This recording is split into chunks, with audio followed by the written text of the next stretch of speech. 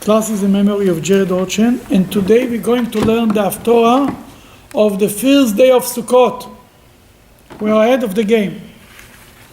And this way we get into the spirit of the high holidays a little earlier. And when the high holidays come, we don't sit and ask ourselves, again, what is it all about?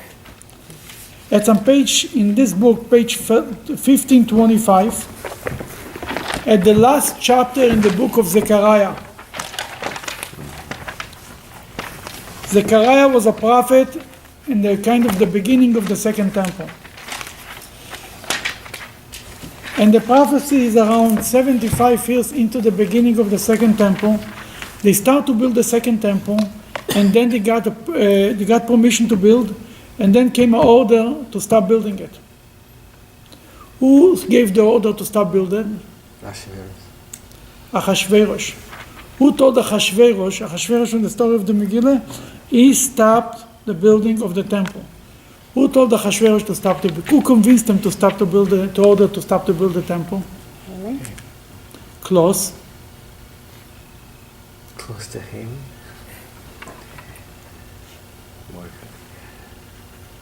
No.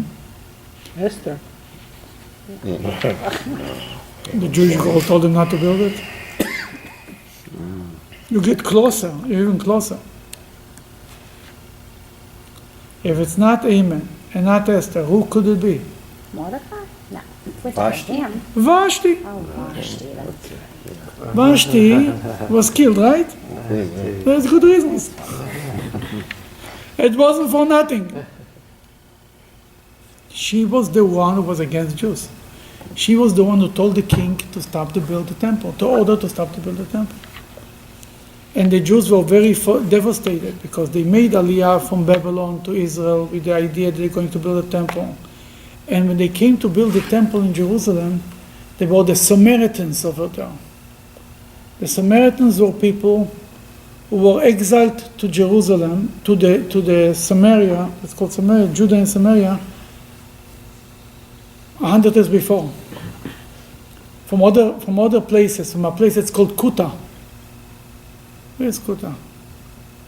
It's like not Kutais. It's a. Kutais is Georgia. Yeah, I know. But Kuta is a place, I think, in China, one of these places. Kitai. Where is Kitai? China. China. That's, I think, from there comes the word Kuta. Mm-hmm. In any case, the people, they were Gentiles. Who brought them there? The Assyrian king. Before the destruction of the first temple, before Babylon came to power, Assyrian, the Sanherib was the king who was in power, and his philosophy was, he doesn't kill people, he replaces them. Then he took out the Jews, the 10 tribes from Israel. Instead, he brought people from Kuta, and he settled them in Samaria. They are called the Samaritans. The whole expression, the good Samaritans, comes from there. These Samaritans, at one point, they were attacked by lions in Israel, while they were in Israel, and they felt that this is a message from the God of Israel that he's angry with them why they're not Jewish, why they don't accept his religion. Then they converted to Judaism. But why they converted? Because they were afraid of the lions. You see, a kosher conversion is only when you do it because you love the Jewish religion. If there is any other motivator, it's not a kosher conversion. If there is a motivator because you're in love with somebody, because the husband is Jewish or the wife is Jewish and the other one wants to do it, you accept this conversion, but it's not a perfect conversion. If it's a conversion because of money, because of fear, whatever it is, if it's not because of the true motivation that you found the religion of the Jewish people attractive to you, and because of this you find that this is the truth and you want to cleave to God, then it's not good. Then they are called in the Talmud, these converts, the Samaritans, Gerei Arayot, converts of lion, the lion converts. Because of the lion they converted. It's not that they found the Jewish religion more true than their religion before. They were afraid that they did it. What's the problem with such a conversion? Why Judaism is not favored of such conversions? Don't stick. because they don't stick. These people were Jewish and not Jewish put together. They believed in God, but they never gave up on their idols, on their paganism. Then what happened is they influenced the Jewish people too. The Jews tried to separate themselves from them. When Ezra and Nehemiah came in the second temple, to build the second temple, they wanted to join. But Ezra and Nehemiah told them, no, you are not building with us the temple. Lo lachem velanu livnot et bet Elokeinu. It's not for you and for us to build the house of our God. Basically, we don't want any connection with you. Because they didn't want the influence. When you become apart, it becomes one nation. Kids from this kids will marry this kid, and before long, everybody is worshiping their idols. They started to send letters to Persia to convince the king. Who is the king who allowed to build the second temple?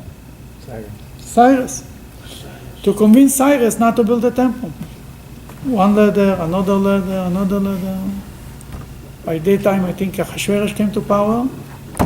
They said, start building the temple. Maybe even before they said to start the that they built the altar first, and the building was not there. That for a long time they offered sacrifices on an altar. They did not have a building. That has many ramifications. If today, let's say, if we know where the place of the altar, are we obligated to offer sacrifices and so on and on? Then this Zechariah, this Haftorah, this prophecy comes in a time when the Jewish people are down because they cannot build a temple. They came to Israel, but they're stuck. They're not here and not there. Like many times people they went to a certain place to settle, and then the government told them no, and yes, and they are. Like the people who settled in Gaza. And then the government removed them from there. Who let them see there? The government. Who removed them? Then he said, I moved it because you told me you're allowed. Now they say you're not allowed. That's what the Haftorah is coming. Now Zechariah in the beginning, there is a few Haftorahs in the book of Zechariah. The most famous one is the Haftorah of Shabbat Chanukah and the Haftorah of Parshat Be'alotcha. Twice the same Haftorah. Roni v'simchi bat Zion, the beginning of the book of Zechariah, I think it's the beginning, almost the beginning, speaks about how exciting Zion, be excited because God is coming to live among you. It looked like we're going to build the second temple and everybody's coming together. Moshiach is coming. It's like it's going to be. But by the end of the book of Zechariah, it's already not so exciting. Then what is in this Haftorah is predicting the war before the end, before the day. There is Bayom Ha'u, and this big day, what is going to happen? That's what he's predicting. And it's going to be Gog and Magog, the famous king and kingdom and people. They will come to make a war against Israel. The world war that's going to be in Israel. That's what he's predicting. And in the end, things will be good. The reason why we read it on the first day of Sukkot, because it's written that the Gentiles will come to celebrate on the holiday of Sukkot, then Gentiles will come to celebrate in Jerusalem. People don't realize that Sukkot is not just eventually, and even now, it's not just a Jewish holiday. Really, it's about every holiday. And now it's coming up all the holidays. Rosh Hashanah. Rosh Hashanah is a day that we crown God as the King of the world. Why we choose Rosh Hashanah? Creation of man. Man, everybody is coming from man, not just Jews. Then really, it's the way we say in the prayers, on this day, every human being is judged. Not just only Jews. Every human being is judged on Rosh Hashanah. If the Gentile world would know that they are not people, animals, the world, the trees, everything is being judged on Rosh Hashanah. If people would know that everyone is being judged on Rosh Hashanah for the coming year, then the shuls would be overflowed with people. You wouldn't have enough people, enough shuls. Every Jew would be a rabbi. Every Jew, I made once a calculation, would have 50,000 followers of non-Jews who come to hear from him Judaism. If every Jew is a rabbi, can you imagine? You have a congregation of 50,000 non-Jew people. Oh, you're in good shape. Then that Rosh Hashanah is a day that we say it in the prayers many times. Every creature should know that you created them, and the whole world should know that you are the king of the world, and so on and on and on. The whole prayer is about everybody. The famous prayers in the Sun Tokef, who should live and who should die? It's written, the whole world passes by in front of God like a line, and God is judging them. And Rosh Hashanah belongs to every human being. Yom Kippur, you think it's a Jewish thing? We do tshuva. Yeah, it's a Jewish thing, but what do you read Yom Kippur, the Haftorah, from the Yom Kippur in the afternoon? What's the story of Jonah? Jonah went to talk to Jews. Who are the people there? In Nineveh. The Assyrian guys. The same guys who destroyed the Jewish people. They are the guys that Jonah was talking to. That's why Jonah didn't want to go. It's like going to Berlin in 1942 and praying for them and saving them from a destruction. Then obviously, why we read Haftorah of Jonah and Yom Kippur? To tell us that Yom Kippur is a day for everyone. Just a side note, but don't stone me. Glenn Beck a few years ago called the Yom Kippur as a day of reflection, and people should, he called to all his listeners to dedicate this day as a day of reflection. Yom Kippur, he said that's a Jewish Yom Kippur. Sukkot. What they used to do is Sukkot in the temple. They offered, how many sacrifices they offered on Sukkot? 70 sacrifices. Why 70 sacrifices? Because there are 70 nations in the world. And on Sukkot was the time to pray for the all nations of the world. Now there is an interesting law about a sacrifice. When you offer a sacrifice, you must be there. You have to say a prayer over the sacrifice. You cannot say, I'm too busy, I have a important out of town business trip. I'll give my secretary, here is the money, go to Jerusalem, offer 3 sacrifices of me, I'm too busy. Doesn't work. You have to be there. And sometimes people say, I want to sponsor a Kiddush, but I cannot be insured. No, it's like a sacrifice. You have to be there for the sacrifice. You cannot do me a favor, you're sponsoring a Kiddush, the guy's in Kathmandu, I don't know where, on the one island, refreshing himself, and I sponsored the Kiddush, sure, how righteous could it? You have to be insured, that's a policy, you have to be there for the Kiddush. But then, if Sukkot means that they offer sacrifices for everyone, for every nation, it means that the nations of the world have to be there.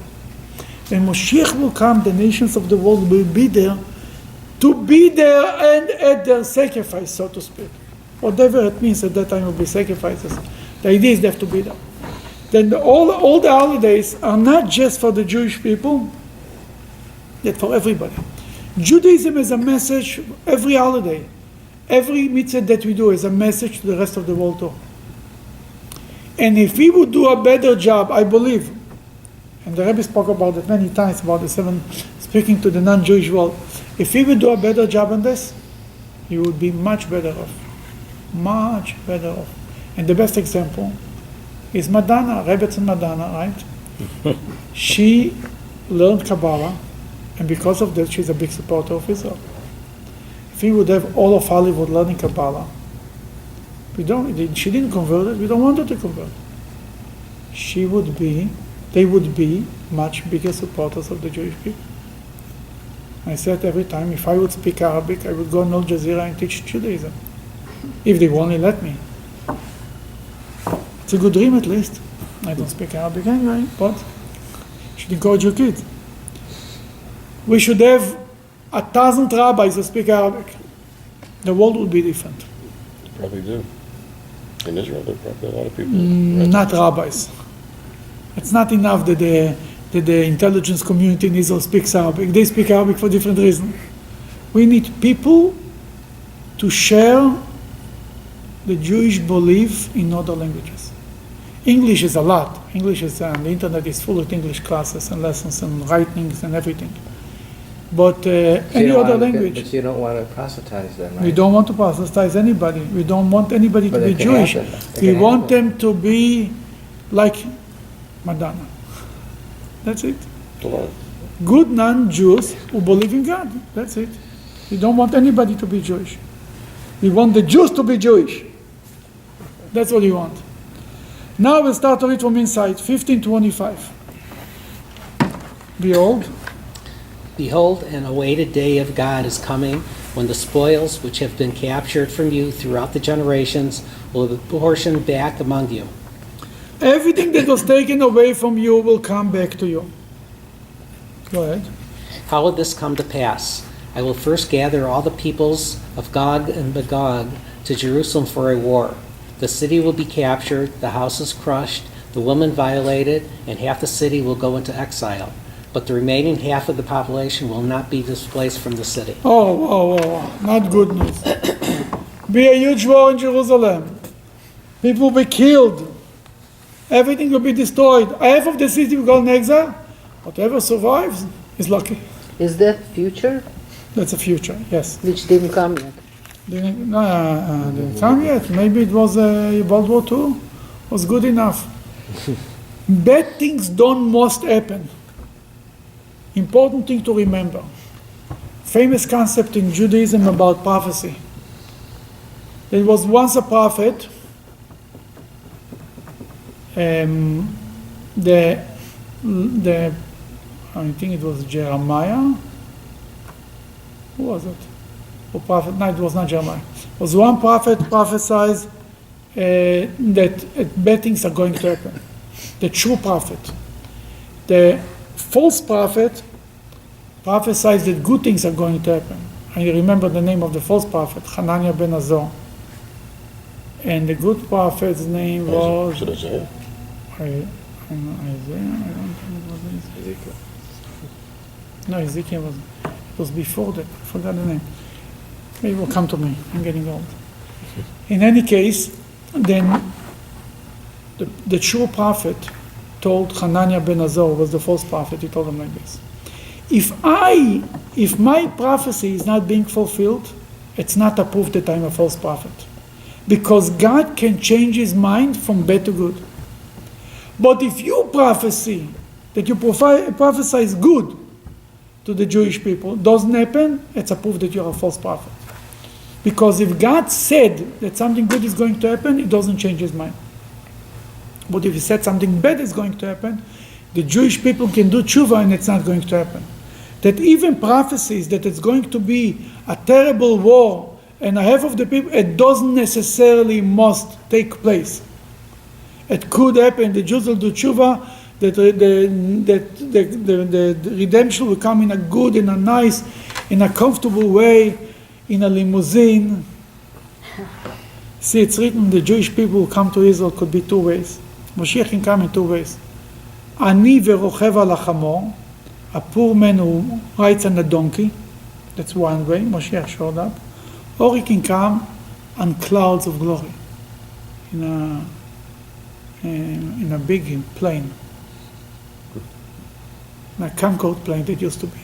It means to say, it could be in a natural way, in a very harsh way, or it could be in a miraculous way that everything will be perfect. Then, that's the prophecy, and we learn it. But if Hashem helps us, if we do the right things, we all better. Especially that we had already enough wars. We pay the bill double and triple and four times. Okay, number 3. God will then come forth and fight against those nations like the day he fought against Egypt, on the day of battle at the Sea of Reeds. Just like God, when he took us out from Egypt, he stood out for the Jewish people and he split the sea. But the last day, when it'll come that day, before Mashiach will come, God will stand up and fight with the Jewish people. On that day. On that day, his feet will stand on the Mount of Olives. When you know what on that day means? Bayom Hahu.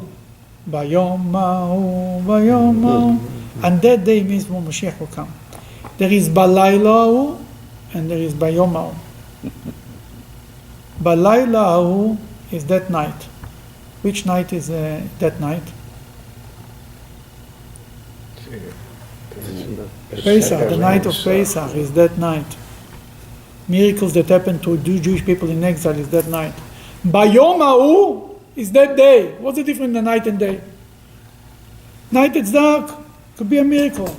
When Moshiach will come, will be light, as you're going to learn, will be Bayom Ha'u, the shine, the light. What means will be day? We'll see the miracles of God. Godliness will be recognized, and you'll be able to see it and feel it, and everybody will see that the Jewish people are represented by God. Then here he says, on that day, his leg, his foot, yeah, go ahead, I'm sorry. Will stand on the Mount of Olives, which faces Jerusalem. Mount Aleph, Mount Aleph and Aurora Road in Sodom. All the Mount Olives come from this Mount Aleph that's in this verse. This is the place for Mount Aleph. Mount Aleph is the mount right across in front of on the east side of the old city. In Moshiach, Elijah the prophet or Moshiach will stand on Mount Aleph, or God himself will stand on Mount Aleph. Go ahead. And the Mount of Olives will crack in the middle from east to west, forming a huge gaping valley.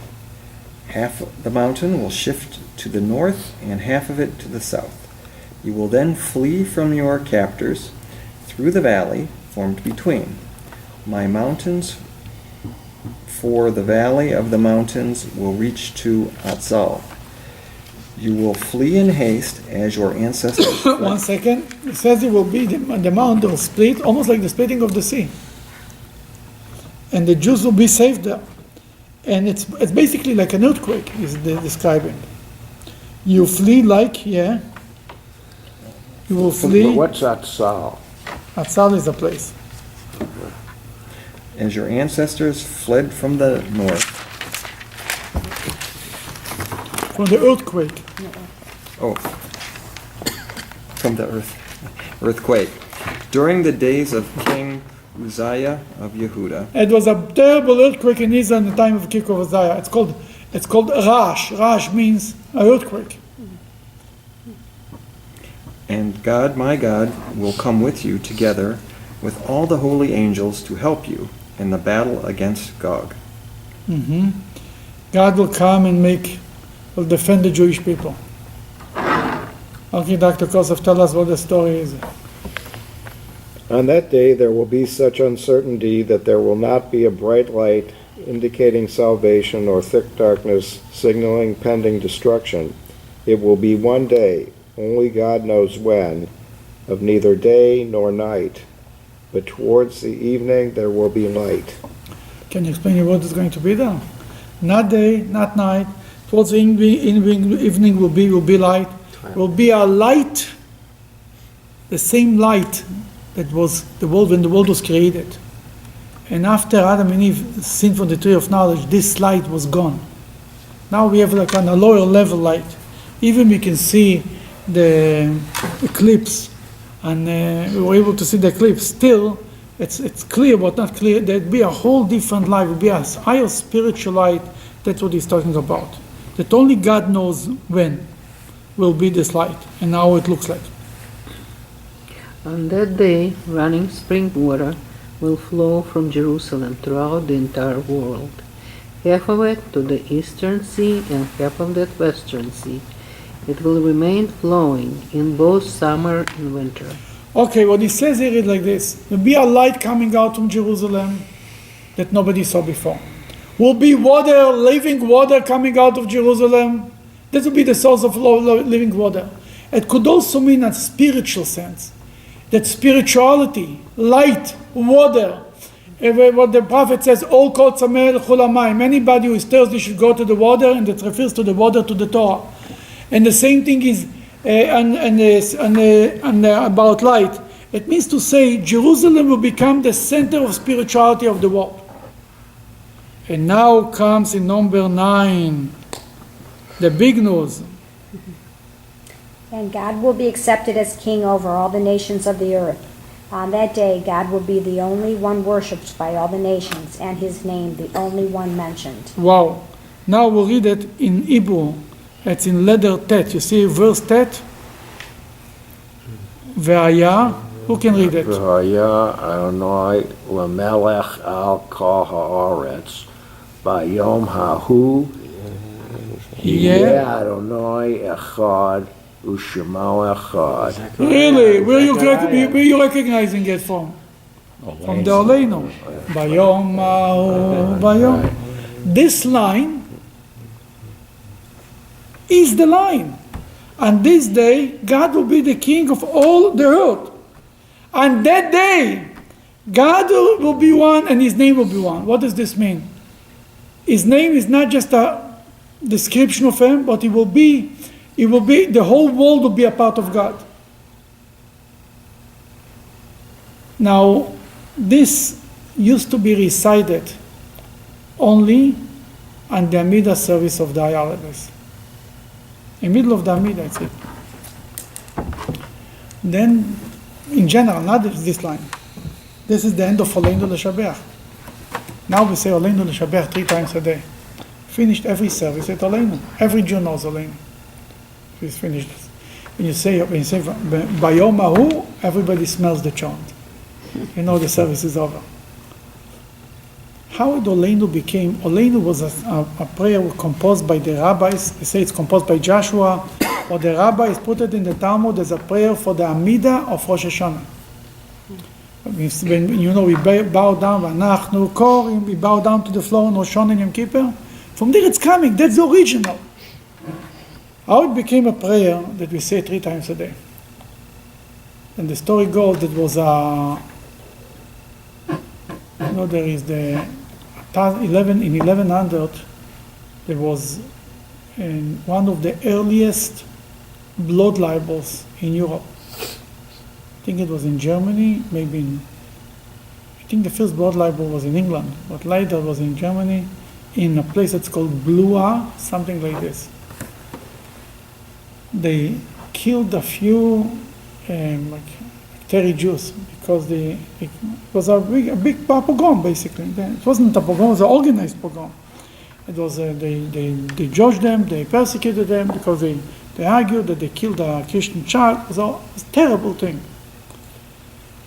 And it's written there that the Jews, when they were taken to be burned alive, they were singing Oleinu L'Shabeach. This prayer. Then, as a respect to the Jews, as a way to remember the Jews, gave their life for the belief of God, the Jewish people started to say Oleinu more often and became a part of the prayer book, that by every service they finish with Oleinu L'Shabeach, making a statement that we are ready to give our life, that God is the only God and we don't have anything else. And we are hoping, you see, Shema Yisrael, Hashem Elokeinu, Hashem Echad. People know that you die with the word Shema Yisrael. These Jews died with Oleinu L'Shabeach. Really, what is Shema Yisrael? Shema Yisrael, Hashem Elokeinu, God is our God, God is one. This is that we know that God is one. Here is that the whole world will know that God is one. His name means a reflection of God. There is God and there is His name. It means there is God as He is Himself, and there is how He relates to the world. When God is one and His name is one, means that He relates to the world the way He really is. He doesn't cover Himself up, so to speak. He's revealed Himself to this world. And everybody recognizes Him. Then the Shema and the Oleinu and this line come together. It's a conversation, if you want. And what we believe and what we hope that one day the whole world will believe. And really, what means Moshiach will come? The whole world will recognize that there is a God. That's what we believe Moshiach will come. If everybody will feel that God is sitting next to him by the table, we will all behave better. We'll just be nicer to our wives, children, to our customers, to everybody. That's the line. The most famous line is coming from this prophet from the book of Zechariah. Now, Zechariah, you know what the name Zechariah means? Think about the name. Zachar, Yah. Zachar means remembering Hashem. That Zechariah is in the business that the whole world should know that there is God.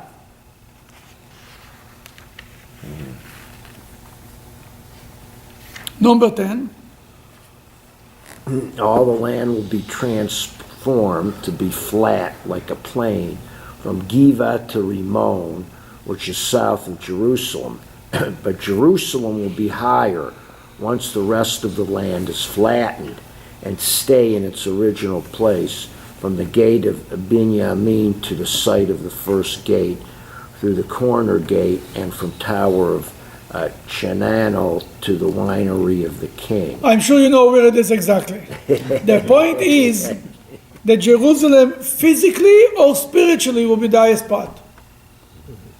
It's written that Israel is higher than all the nations and all the lands in the world.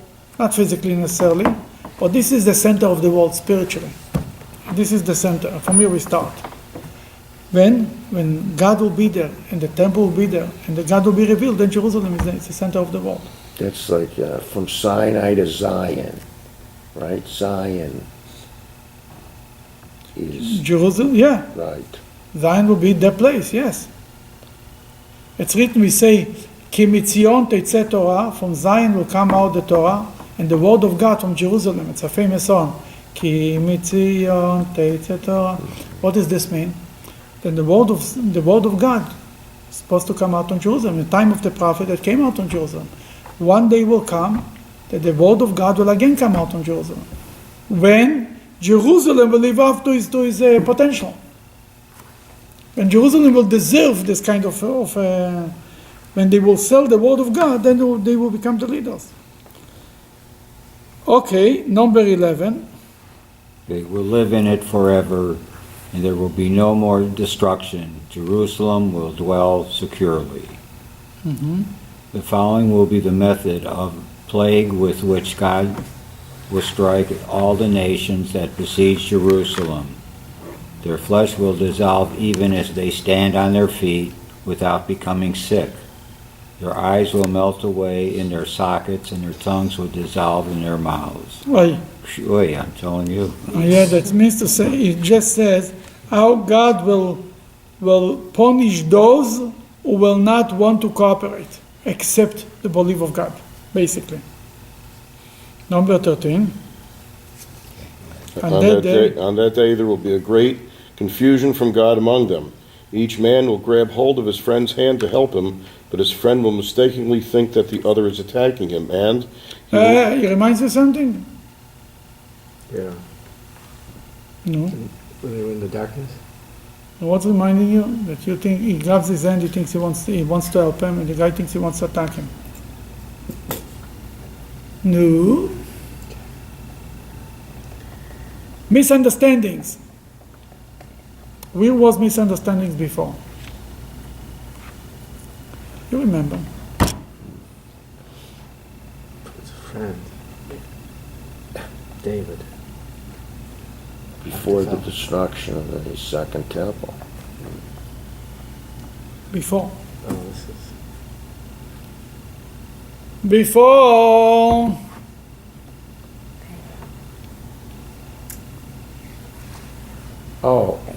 Tower of Babel. Tower of Babel.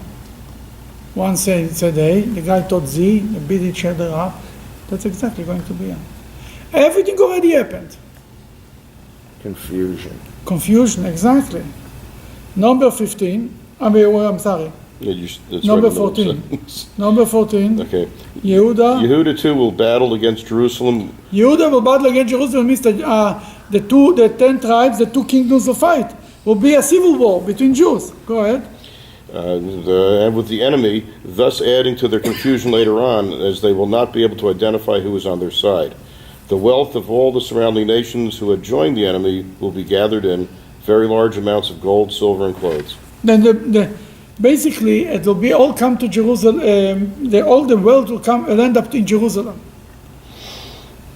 Likewise will be the plague of the horses, mules, camels, and donkeys, along with all the other animals found in those encampments. It will be just like this above-mentioned destruction. Right. Whoever survives all of those nations who come to attack Jerusalem will come up to Jerusalem every year to bow down to the King, the God of hosts, and to celebrate the festival of Sukkot by offering sacrifices to commemorate the destruction of their people that occurred on this day. Then everybody who is left will come to Jerusalem on Sukkot. Sukkot will be the holiday that will involve everybody. You don't think there might be some hesitation for the people wanting to come back to that? Why? Well, they just saw everybody around them get killed, and they somehow survived. No, the people who don't come will be killed. If you come and you recognize God, then you're living.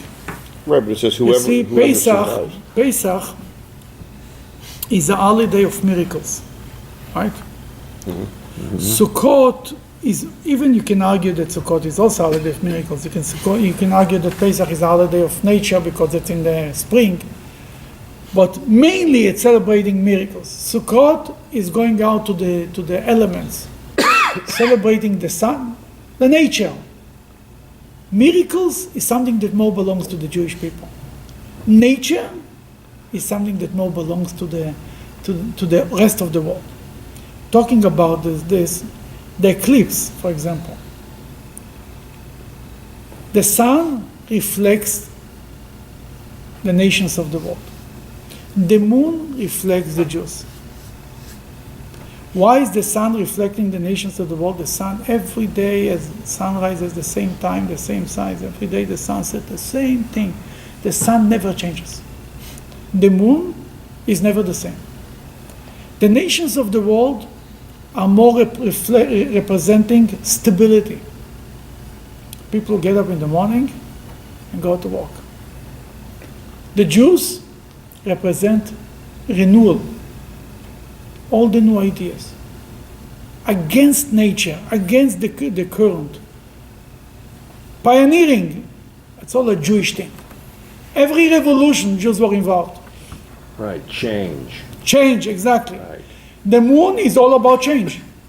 The sun is all about the same. So it's about history. It's another way of saying history is linear. It's changing all the time. That's a way to put it. But on the other end, the sun, it's like in a business. You need one guy who gets up every day in the morning and opens the store. Then you need a guy who's pioneering and who is innovative and has new ideas. With an innovative guy, you not survive your business. Saying the world needs 95% of the world to get up in the morning to go to work. But you need people with a vision, people with pioneers. You need innovators. That's the job of the Jews. That's why the regular non-Jew in the world is very happy to live where he lives, and he doesn't have to go anywhere for the rest of his life. Most of the people. The people who live in cities in Ohio, they never went to New York, and they're very happy. They don't have the need to go. You ever saw a Jew is 5 minutes in one place? He's going, he's coming, he's flying, he's going, he's all over. He's on the cruise. I get those sparks. Now what happens in an eclipse? The moon is covering up the sun. The Jews. You know how big the moon is at the sun compared to the moon? How much bigger is the sun compared to the moon? At least 1,000,000 times. No, it's too much. Too much? Okay. 400 times. The sun is bigger than the moon 400 times. The world, the nations of the world are bigger than the Jews 400 times. Maybe it's the same calculation, you can argue. There is 7 billion people. There is 13 million Jews. How many? There are 15 million Jews. And 7 billion people. But how many? Yeah. I mean, is it 400 times? How much is it? How much will be? How many more it will be? Oh, 400. Who is good in numbers? 400 times 20 million is 50 8 million. 8 billion? 50 million, 400. 15. Do 15 times 400. You gotta get this stupid thing out here. It's 606. What is it? 600. 15 million. Times 400. Yeah, 50 million times 400. 6 billion. 6 billion. You see what's going on here? That's amount, more or less, the amount of people in the world. If you have maybe there is 16 million Jews, it's more or less 400 times. The sun is 400 times bigger than the moon. And the moon can cover up the sun. You know why? Because it's 400 times away. That's why it can cover up the sun. To us, not that it's covering up really. To us, if you have an airplane there and you have your finger here, it's close to your eye. You see your finger, not the But Hashem created, this is unbelievable if you think about it. Hashem created the world that the sun and the moon all line up, the size and the height and everything should come up. How it's lined up so perfectly. Then what means that the moon covers up the sun? Then there is a moment in history that the Jews are covering up the sun. It means to say we have to show our light, our strength. Not in a way that we bring darkness to the world, but it means to say that we are equal to the sun. Even that the sun is 400 times bigger, it could be a moment that we are equal to them, as reflecting on earth. That's what we're talking about, the sun and the moon. Now the moon is Pesach, so to speak. Sukkot is the sun, our day of the sun. Even though that Pesach and Sukkot, both of them are the 15th of the month, and the 15th of the month is a full moon. Any year you go out after the Seder, go outside, look, you see a full moon. Because the Jewish people go by the moon. But it represents, the holiday of Sukkot is going out to nature. Nature represents the world. Miracles is a Jewish thing. And whenever we celebrate nature, we invite the nations of the world to join us. This is a little bit about the eclipse. Maybe it'll be more, we'll see. 7 more years? 7 more years is Over going to be Cleveland. another eclipse? Yep. In So you're- Cleveland, it's going to be totally covered. 7 will be can't total wait. dark here. I can't wait. I saw an eclipse when I was 15 years old in Israel. It was dark. For 2 minutes it was dark. This will be Not yours. very That's dark, how but it's going dark. to be in 7 7 years. years Right here. here. And that's why yesterday I was a little disappointed. And I was like, that's an eclipse. Just a little piece. Yeah. But when I looked through Over half. somebody It's bought over a half. glass here, But and I it was was able, you were able to beautiful. see that. It was really nice to see It how was the. beautiful, black and the So you're saying, orange. there's a couple Did you times, see a couple times that have glass. 15 million Jews will eclipse But I all the remember other when it peoples on got the earth darker back in the 70s. and bring change. Right? Wasn't it Or darker should back be from when? Was it changed. 79 or whatever? It's a very I poetic don't remember that either, but thought. I know. Yeah. according to If you put a the bucket newspaper, of water, there was one. and during eclipse you look at the water, you're going to see the whole thing, even the stars. You in saw the it? water. In the water. That's how we used to do in Russia. We didn't have Good. these glasses. In the water, in the bottle. Very nice. You can look without the glasses. Nothing you left can to also you. use Look, a- the president looked yesterday without the glasses in his Japan. Yeah, he thinks he is from there. Maybe it's Yeah. from there. That's a You can problem. also use a box. You put a little pinhole in Yeah, it you can do and that look too. at the edge of it. Exactly. Number 17. And if there are from the people of the land some who fail to go up to Jerusalem to bow down to the King, the God of hosts, rain will not fall for them. For it is on Sukkot that the year's rain is decided. Aha! Here we learned that. You remember, by the end of Sukkot, Shmini Atzeres, we have a prayer for rain. By Shmini Atzeres.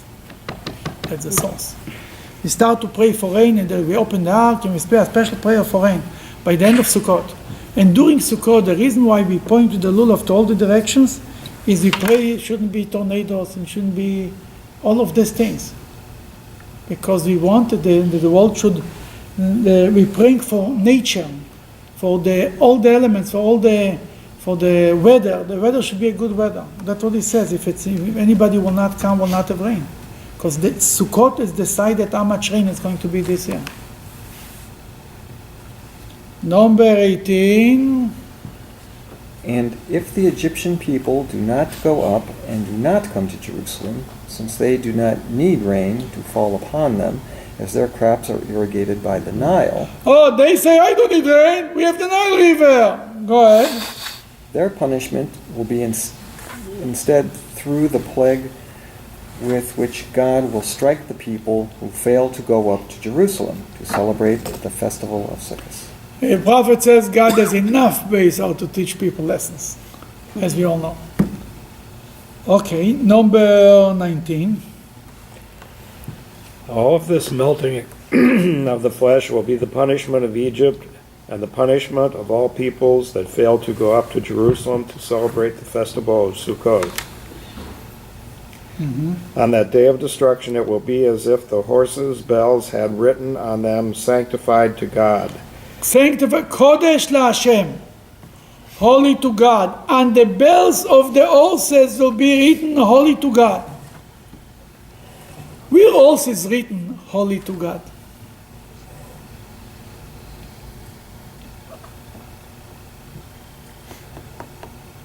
Corey, where else is written Kodesh LaHashem, holy to God?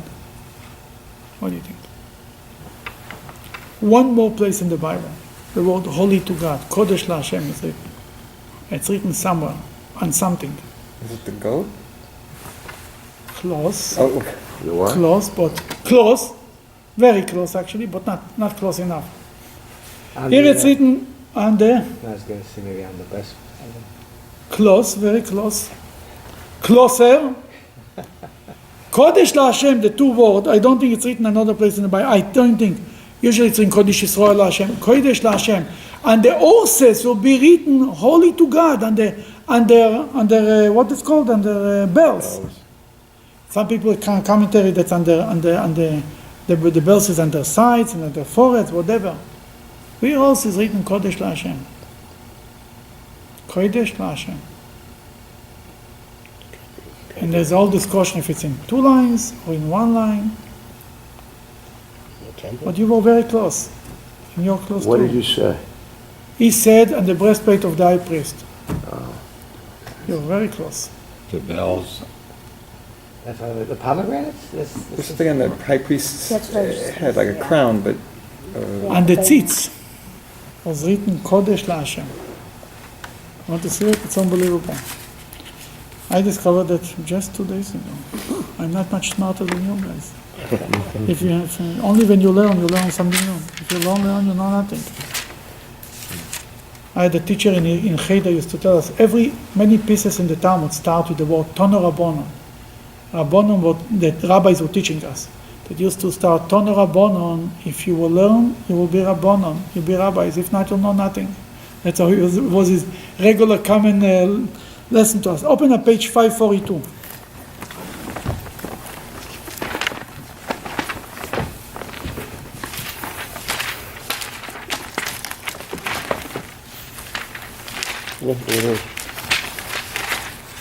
If you look, the verse says, number 36, you should make a forehead plate, pure gold, and engrave on it a signature that says holy to God, you see? And you look in the picture, it's written in Hebrew, Kodesh LaHashem. That what is written on the most important, on the crown of the high priest. It goes like this. The holiest person the holiest people in the Jewish people are the Kohen. Between the Kohen it's the high priest. Between the high priest and the head of the high priest is written Kodesh LaHashem. That when Moshiach will come, it's going to be on the foreheads of the horses. What does this mean? That the whole world will recognize that everything is dedicated for God. Kodesh LaHashem means sanctified to God. For example, it's written that what is called the tithe that we give on from takeoff from the food is Kodesh LaHashem, is holy to God. Maaser, yeah. Here we say everything will be for God. Continue. Oh, I was in the middle of our verse. Somebody was reading here. Because their death and the plague will be an eternal reminder. The gold from the bells will be used to make cooking pots inside God's house. They will be solid gold like the sacrificial bowls before the altar. From the vast number of sacrifices brought to the temple, every pot in Jerusalem and Yehuda will be needed in the temple. There it will be, sanctified to the God of hosts. And all those who bring sacrifices will come and take indiscriminately from the golden pots to cook in them, without even asking which one may be used, because they will know that all the pots are being used for some sacrificial purposes. And he says, basically when Moshiach will come, there will be so many people call for sacrifice that they'll need all the parts and everything they'll need. In Hebrew it's written, V'lo yeh Knaani. Oh, he says that will not be a Canaanite, you see? Will be no longer On that day, there will be no longer a Canaanite in the house of God.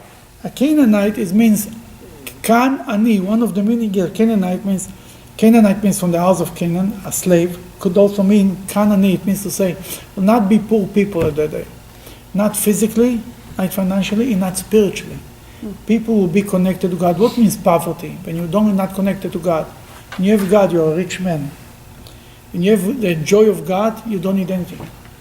You feel good about yourself. You feel connected. You feel you have everything in the world. You don't need anything. A person who is satisfied with his spirituality, you know why people who learn Torah, great scholars, never needed any physical possession? Never wanted? Because they don't need it. They are so satisfied with their spiritual experience that they laugh and everything else. Who has time for it? Maybe who has need for it. They're not satisfied. They are very They're never satisfied. satisfied. They are very satisfied. I'll give you an example. If Einstein, for example, if he come when he was in the middle of a very deep concept and he wants to come out with a new innovation, he doesn't need anything. Don't waste my time. Don't tell me other stories. I don't need toys. I don't need to learn how to drive. I don't have time for it. I have something so exciting. I don't have time for anything. Everything goes into distraction. When a person feels a connection to God, talking about great rabbis, great scholars, they look at the rest of the world as a waste of time. The rest of the people and the rest of the world. They beg you, please don't invite me to a party. Please don't invite me to anything. Please do me a favor. Just do me a favor. I'm okay. I'll bless you. I'll give you whatever. I don't have time. Because they have so much more. Their mission in life is so important to them. Then to them, sitting with a financial advisor is a total waste of time. You better rather not have money and not deal with it. If in this hour I can write a new idea in Torah, anything else is a punishment. Literally, that's how they feel. And that's what we are talking about here. A poor poverty, not by a poor man, the moment a person has a spiritual satisfaction, he doesn't need anything. And it's not it's so it's a Rahmanis of him, he doesn't have it. He doesn't need it. He doesn't want it. He feels it. He doesn't even want to hear about it. When he used to come to the Rebbe before he became Rebbe, to go on vacation. I said, go on vacation. He looked at him like he fell from the moon. How about another car? Get him a new car. Or get a new car. Once the Rebbe came out, I was there in 770. They bought a new car for the Rebbe. The old car broke down. And the Rebbe walked out. The Rebbe said, the secretary told the Rebbe, that's a new car. The Rebbe says, give the present back to the guy who told you. So there is a verse in the Bible that says that somebody who hates presents will live long. Bring back the old car. They had to take the new Cadillac away within minutes. It was disappeared and finished. That was the end of it. And the Rebbe, a few months later, the Rebbe spoke about it. Says, I don't need a new car. That's not my... The Rebbe says, it's not that I try to control myself, that I want a new car, but I don't take it. I don't want it. That's not my dreams. That's not my wishes. That's not my anything. When Moshiach will come, we'll be honest. What means that when it's written when Moshiach will come, money will be like on the floor. All the goods will be as many as. What does this mean? You think? It's not will be more. It will be like yesterday's newspaper. Who wants yesterday's newspaper? Nobody, right? Like the Christmas trees after Christmas. It's all over the street. Before you pay for that, I don't know how much. Later you pay nothing. Throw it away. The moment people will appreciate spirituality, anything goes. Nobody wants to touch it. I don't have time for it. Don't bother me with this nonsense. That's what's going to be the Mashiach will come. In Petersburg, Want to close it? Oh, go ahead.